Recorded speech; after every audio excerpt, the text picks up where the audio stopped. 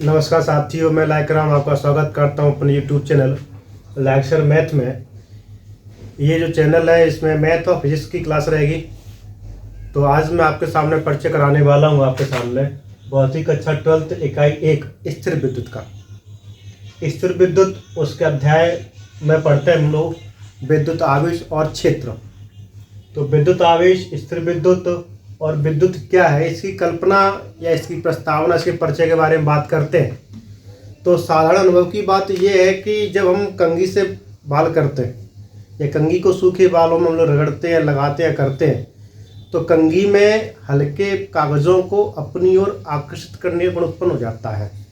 ये छोटी सी कल्पना, इसी कल्पना से पूरी हमारी विद्युत तैयार होती है, जिसमें हम देखते हैं कि पंखे, टीवी, फ्रिज, कूलर, मोटर, बसें, ट्रेनें, बहुत सारी चीज़ें विद्युत से चल रही हैं। तो एक छोटी सी कल्पना में ध्यान में आना चाहिए, जब सूखे बालों पर कंघी करते हैं तो कंघी में हल्के पदार्थों को अर्थात कागज़ों को रगड़ने का गुण उत्पन्न हो जाता है। इसको सर्वप्रथम ईसा से 606 ईसा पूर्व यूनानी वैज्ञानिक थेल्स ने देखा, जिन्हें हम लोग यूनानी विज्ञान के जनक या संस्थापक कहते हैं।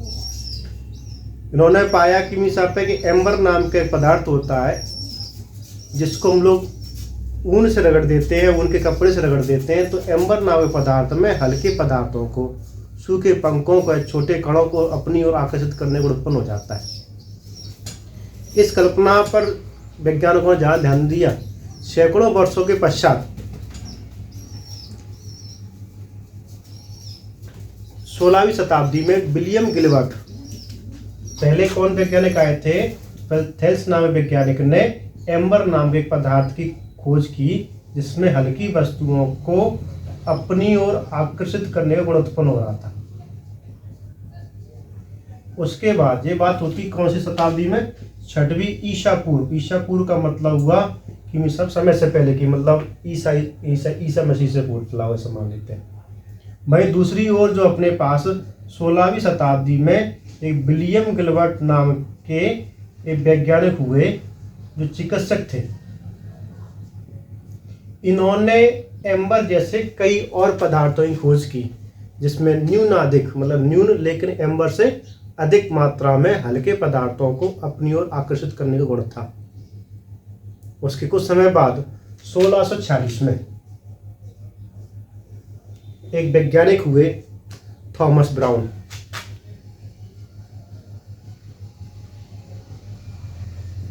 थॉमस ब्राउन ने इस कल्पना को और जटिलता से अध्ययन किया और कहा कि एक ऊर्जा है, वही ऊर्जा है जिसके वजह से पदार्थों में अपनी ओर आकर्षित करने का गुण उत्पन्न हो जाता है।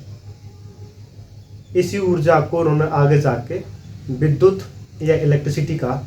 जो इलेक्ट्रिसिटी कहा तो ये एम्बर शब्द है। एम्बर शब्द का ग्रीक भाषा में यदि अनुवाद किया जाए, ग्रीक भाषा में एम्बर को इलेक्ट्रम कहते हैं, इलेक्ट्रम। और इसी सबसे इलेक्ट्रिसिटी या विद्युत की कल्पना हमारे सामने आई। तो हमारे पास आज हम जो फिजिक्स पढ़ रहे हैं उसके अंतर्गत हम लोग पढ़ेंगे कि विद्युत क्या होती है, और विद्युत के बाद समझने की कोशिश करेंगे आवेश क्या होती है, स्थिर विद्युत क्या होता है। इस विषय पर आगे रहने वाले हैं। तो पहले अपने पास आता है विद्युत क्या है। तो विद्युत क्या है, ऊर्जा है। विद्युत एक प्रकार की ऊर्जा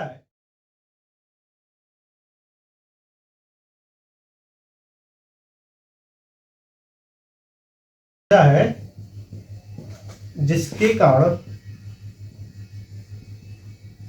पदार्थ में हल्की वस्तुओं को अपनी ओर आकर्षित करने का गुण उत्पन्न हो जाता है। जैसा कि थेल्स वैज्ञानिक ने कहा कि एम्बर नाम की एक छड़ है जिसको हम ऊन से रगड़ते हैं, ऊन के कपड़े से रगड़ते हैं, तो उसमें एम्बर में हल्की वस्तुओं को, कागज़ को, सूखे पंखों को, छोटे कणों को अपनी ओर आकर्षित उत्पन्न हो जाता है। इसी बात को थॉमस ब्राउन ने परिभाषित कर दिया कि विद्युत एक प्रकार की ऊर्जा है और ऊर्जा की परिभाषा हम समझते हैं कि कार्य करने की क्षमता को ऊर्जा कहते हैं। तो ऊर्जा तो कोई ना कोई काम करती हुई, तो उस ऊर्जा को हम काम से तय करते हैं। तो क्या काम करती है? जिसके कारण पदार्थ में हल्की वस्तुओं को आकर्षित करने को उत्पन्न हो जाता है। चूँकि हम आगे विज्ञान के स्टूडेंट हैं तो इलेक्ट्रॉनिक सिद्धांत के आधार पर समझेंगे कि ऐसा क्यों उत्पन्न हो जाता है। तो ये आकर्षण करने को उत्पन्न हम समझते हैं, कंघी को जब सूखे बालों में क्या करते हैं, चलाते हैं, रगड़ते हैं, तो रगड़ने से उत्पन्न हुआ है। तो ये विद्युत है, इसे घर्षण विद्युत भी कहते हैं। चूंकि इकाई कैसे उत्पन्न हो रही है? रगड़ने या घर्षण से उत्पन्न होने के कारण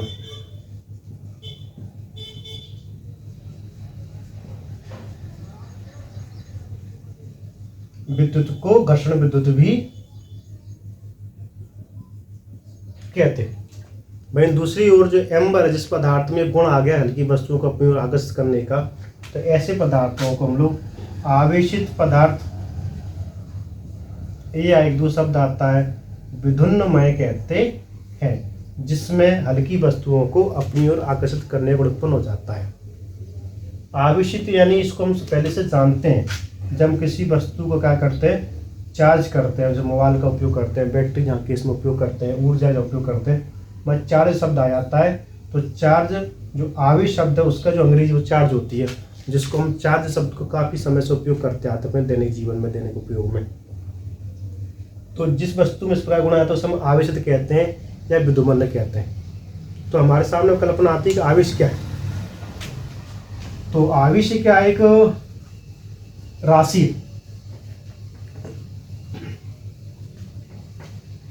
तो आवेश की परिभाषा यदि पढ़ते हैं हम लोग, आवेश क्या है?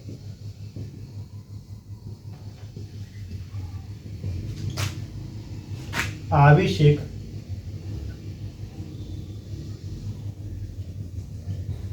अदिश राशि है, यह कह सकते हैं आवेश एक भौतिक राशि है। जो भौतिक राशि का आशय हमारा होता है कि वह राशि जिसको हम आसानी से गिन सकते हैं, माप सकते हैं। तो आवेश को हम आसानी से गिन सकते हैं और माप सकते हैं, उसको हम भौतिक राशि कहते हैं। तो आवेश भी क्या एक प्रकार की भौतिक राशि है, जिसे प्राप्त कर लेने पर कोई पदार्थ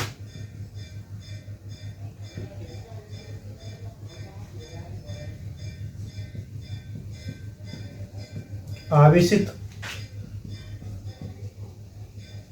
या विद्युन्मय हो जाता है, चार्ज हो जाता है, इलेक्ट्रीफाइड हो जाता है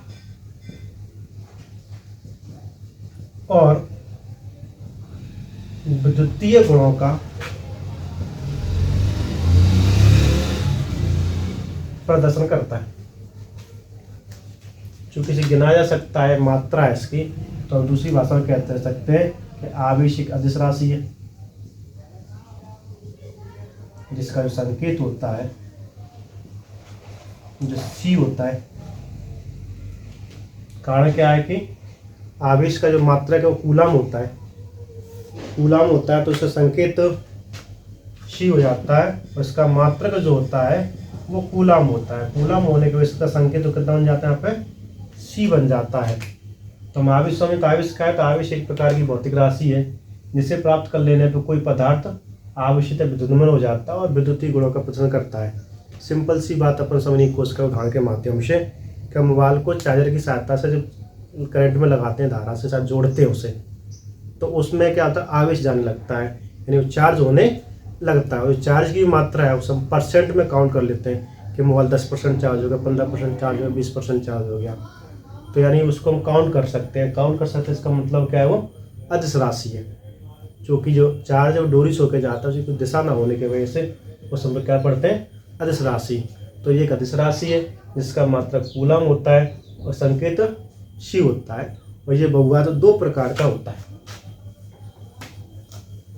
आवेश के प्रकार की बात करें तो आवेश कितने प्रकार का होता है? तो आवेश दो प्रकार का होता है।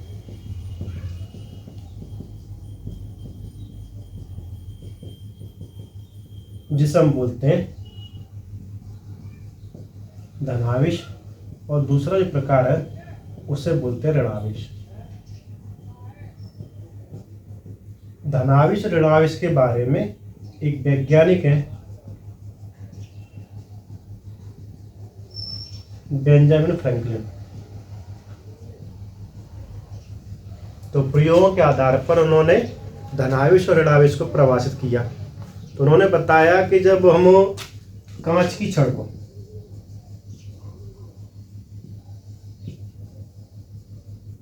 रेशम के कपड़े से रगड़ते हैं, क्योंकि अब रेशम का कपड़ा जो होता है वो मुलायम भी हो सकता है और टाइट और भी सब इस छड़ को क्या करता है, घिसता है, रगड़ता है। तो कांच की छड़ से क्या होता है, इलेक्ट्रॉन निकलने लगते हैं, इलेक्ट्रॉन की कमी हो जाती है, और जो इलेक्ट्रॉन की कमी होती है वो इलेक्ट्रॉन की कमी कहाँ पहुंच जाती है, रेशम कपड़े पर। इसमें इलेक्ट्रॉन की क्या होती है, अधिकता हो जाती है। तो इलेक्ट्रॉनिक सिद्धांत में जब इसको समझते हैं तो हम जानते हैं जहाँ इलेक्ट्रॉन की कमी होती है उसको हम बोलते हैं धनावेश, और जिस पदार्थ पर इलेक्ट्रॉन की अधिकता होती है उसको बोलते हैं कौन सा, ऋणावेश।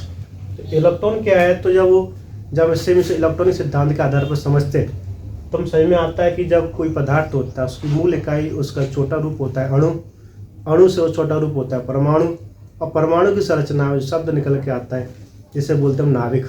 और नाभिक की संरचना जब करते हैं तो उसके आसपास जो कण होते हैं, इलेक्ट्रॉन, प्रोटॉन और न्यूट्रॉन, जिसमें इलेक्ट्रॉन जो है नाभिक के चारों ओर भिन्न भिन्न कक्षाओं में क्या लगाते हैं, चक्कर लगाते हैं।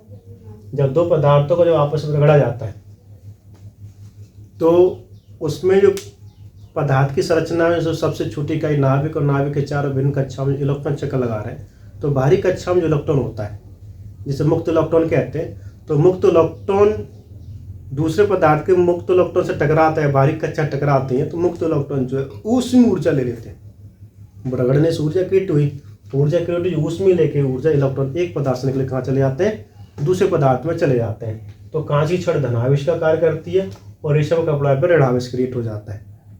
तो धनावेश की परिभाषा भी बोली जाए तो जब कांच की छड़ को रेशम कपड़े से रगड़ा जाता है तो कांच की छड़ पर इलेक्ट्रॉन की कमी होने की वजह से कांच की छड़ को धनावेश उत्पन्न हो जाता है। इस उत्पन्न आवेश को धनावेश कहते हैं,